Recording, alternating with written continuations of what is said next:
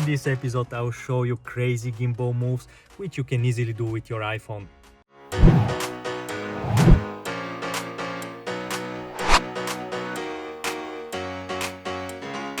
Hey there, my name is Gabriel and that's my girlfriend Mary. 1 month ago we bought her a gimbal DJI Osmo 3 for her mobile phone because she was doing a lot of walks and they were looking like a crap because her front camera doesn't have any stabilization. In this episode we'll show her how to unlock the full potential of the gimbal.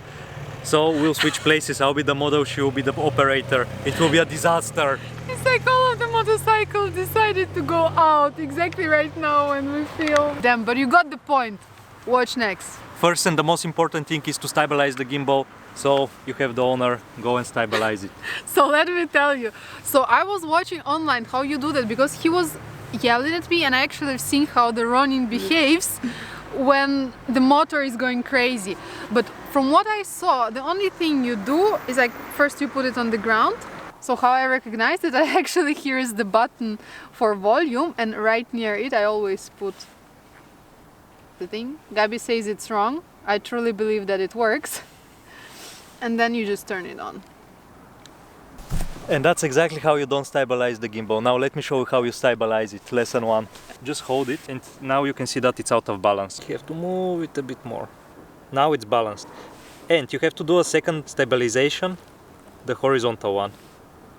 Now it's completely out of balance. So here behind there is a mechanism where you can swipe. Now it's fully balanced and we can turn it on. Don't want to disappoint you, but it looks exactly like what I did. Now we are ready to start. First we'll check the basic moves. There are 5-6 basic moves which you have to master before you'll be able to do the complicated ones. The reason is that the complicated moves consist of 2 to 3 basic moves. So first we have to learn the basic ones before we start with the complicated. The first one is the tracking shot.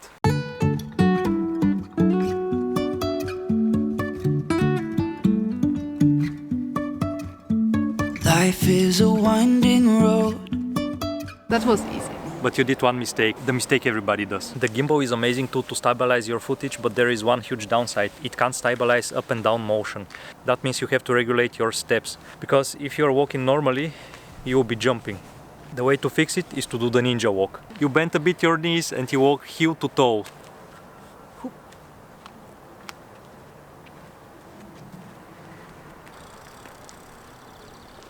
Next one is the crab shot. It's called like that because the camera is tracking you like a crab, from left to right or from right to left. Now let's try turning. Okay. I wasn't ready for that. Next shot is the pan left and right.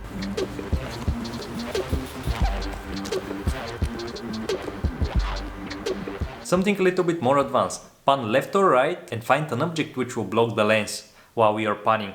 And after that apply a mask to do the transition. Next one is the up and down movement.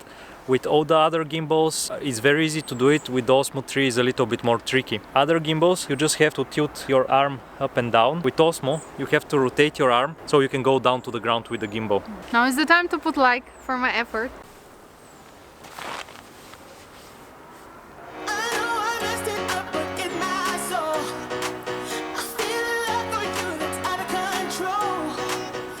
We have a little bit of problem getting the movement. I agree, when you're getting Osmo for first time it's really hard to get how should you do the up and down movement with it. With all the other gimbals you do it that way, with that one doesn't work. Just you have to rotate the gimbal around the camera.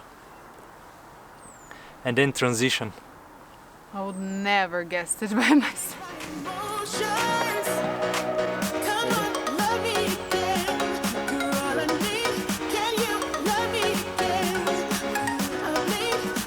Creative approach. So as far as I got, not only the movement of the camera is important, but also the movement of your object. For example, when I was in the camera, I was trying to move my feet, so there is some extra movement. When he goes down while I'm going up with the camera, it was quite good movement, so try a lot of times. Next one is the 360 around the person shot. With that one, better put the gimbal in sport mode. Like that, it's becoming a little bit more responsive to the movement of the wrist. Because otherwise, it's very slowly reacting. And it's getting harder and harder. That's what she said.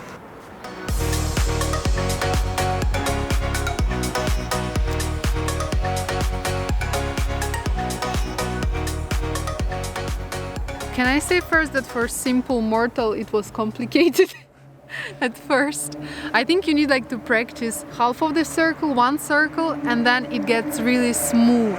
All the rich people with their fancy cars are passing us by. Yeah, as soon as it's more plus than plus 10. That was the hard way how you can do it. Now we'll show you the easy way. There was an easy way! Yes. When you use the DJI Memo application, you can select your subject, you can tap on the screen. I don't know, can you see it on the camera? You tap on the screen and the gimbal starts tracking the subject. And like that, the gimbal will keep the rotation instead of you. And the only thing you have to do is just rotate around the subject.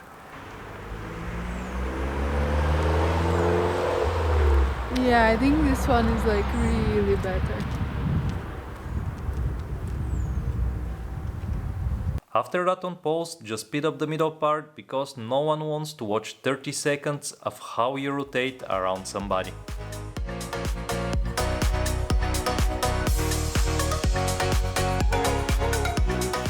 So it's quite easy, but actually I have one complaint. So when I select the object, for example, I see the full body object and I would like to select a full body because I want to like to track full body, but he selects only a head, and like that he focuses on the head in the middle of the screen. And actually I've seen a lot of YouTubers speak about that, and I think they also find the hack how to avoid it. But the point is that I get a lot of empty space on top of the head because of that, and I had the same problem when I was shooting my speech, a simple vlogs, and I was getting a lot of empty space. If you can fix it, but in general the tracking works. Like one way to fix that issue is to use the button here to move the phone a little bit up or down, and like that you position the subject before you start recording. It's a little bit annoying because you have to do it every time because the DJI is trying to put the head always in the center. Our last basic shot is the review. You just have to find a subject to block your camera in the beginning, and after you pass the subject it will review the whole scene. It looks something like that.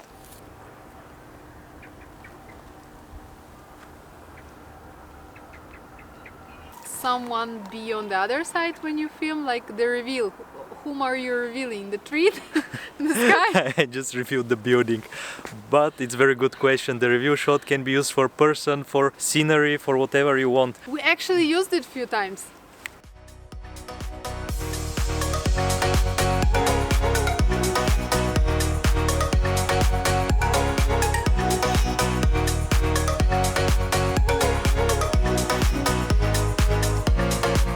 The first one is the fake drone shot. To achieve it, we have to unscrew the tripod from the gimbal and put the gimbal on tripod or monopod. I'll screw it to a light stand. I'm like a Gandalf with the phone. The movement is the same like our first tracking shot. Reboot, I'm cold red, my service automated, like data running through my veins. The fake drone shot is very powerful too. I use it all the time because it gives other perspective. I used it in a club. There I had only my gimbal, I didn't have monopod or tripod, so I just extended my arm in the air. You can use it in combination with low angle shots. You start low and you go up. It looks like crane shot. Got you distracted, subconscious. And I used it for the car shot, which goes through the window. Keep watching, I'll show you how to do it at the end. Next one is the Vertigo Effect. So the effect is simple, but hard to execute. There are two ways to do it. The first one, while you move towards your subject, you zoom out. Or while you move further from your subject, you zoom in. The idea is to keep the subject the same size all the time. And in that case, it seems that the background is moving.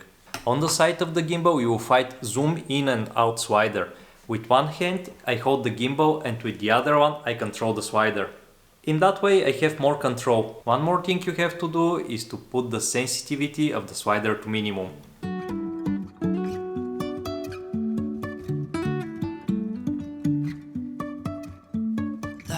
Next one is the Fpv Mode that allows your gimbal to move in all directions, even diagonally. And I have no doubts that he will be able to do it because he did it already 1 million times. But will I manage to do that? That makes your clip look very interesting and unique. And actually, I noticed that some top bloggers, they really start using it now in the stories without even the DJI, without even gimbal. They start using it and it looks really, really cool. So catch the trend before it's there. Get the power stick.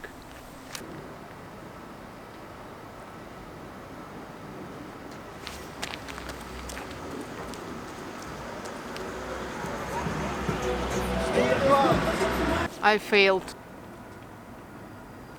Go. Go.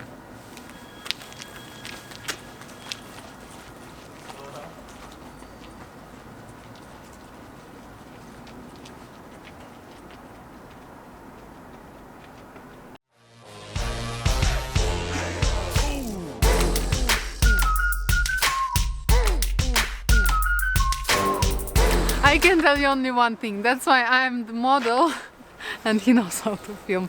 Everyone is on its own place. When you combine the FPV with a few more moves, it looks magical. Here is a clip where I combined low angles, orbit around a person and upward movement with rotation. Without us, I'm being honest, y'all. I'm being honest. We just do what we do.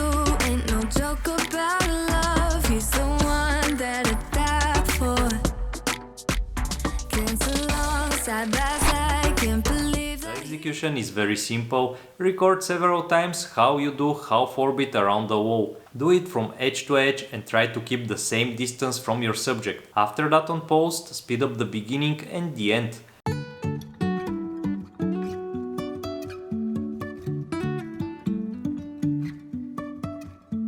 Life is a winding road, no telling where it goes.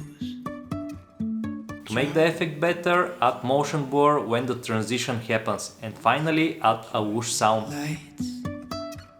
And I really The next trick is the boomerang and the infinity loop. Here the location is very important. I find it that it looks amazing in tunnels and closed spaces. The first one is a simple push movement, just in post speed up the middle part. After that, copy the video one more time and reverse it.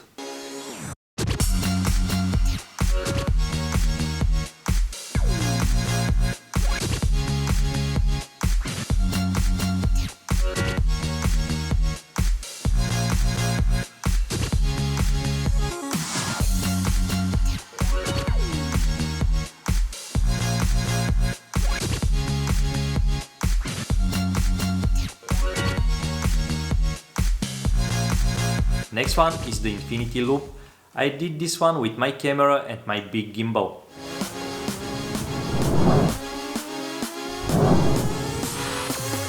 DJI Osmo 3 has as well spin shot functionality, but I didn't know about it when I filmed. Just turn on the spin shot mode and use the knob to rotate the phone. One downside, it can't do full 360-degree spin.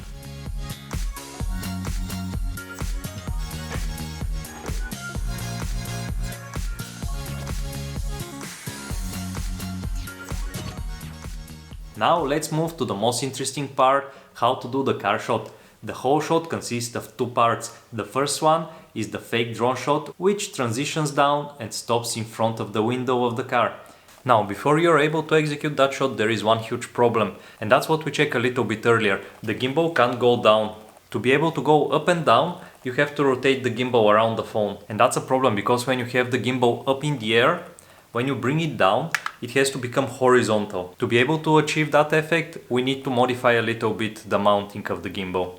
So instead of mounting the gimbal on top, we have to mount the gimbal from the side. I managed to achieve that effect with a clamp from Small Rig. It's very comfortable. You just tighten it to something and it's very stable. And after that, I'm just using a flexible arm. And now I can just mount the gimbal to the tripod. That's very stable.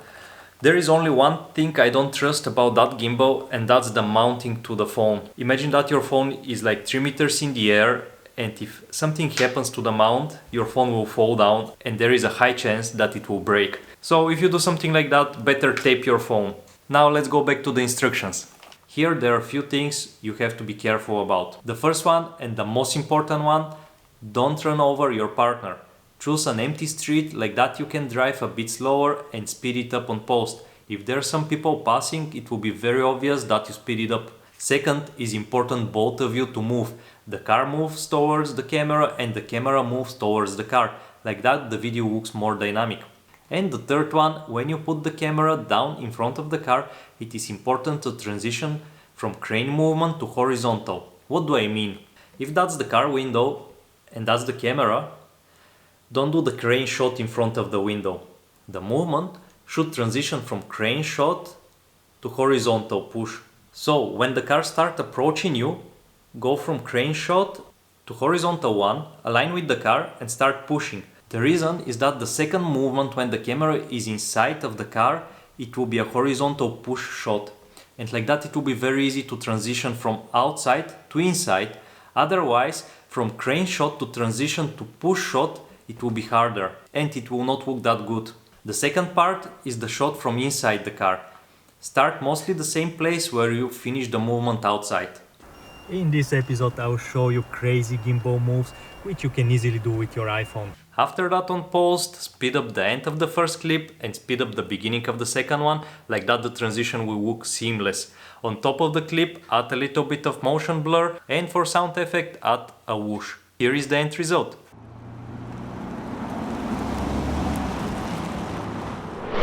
In this episode I will show you. If you made it that far, don't forget to press the like button because that helps my channel a lot.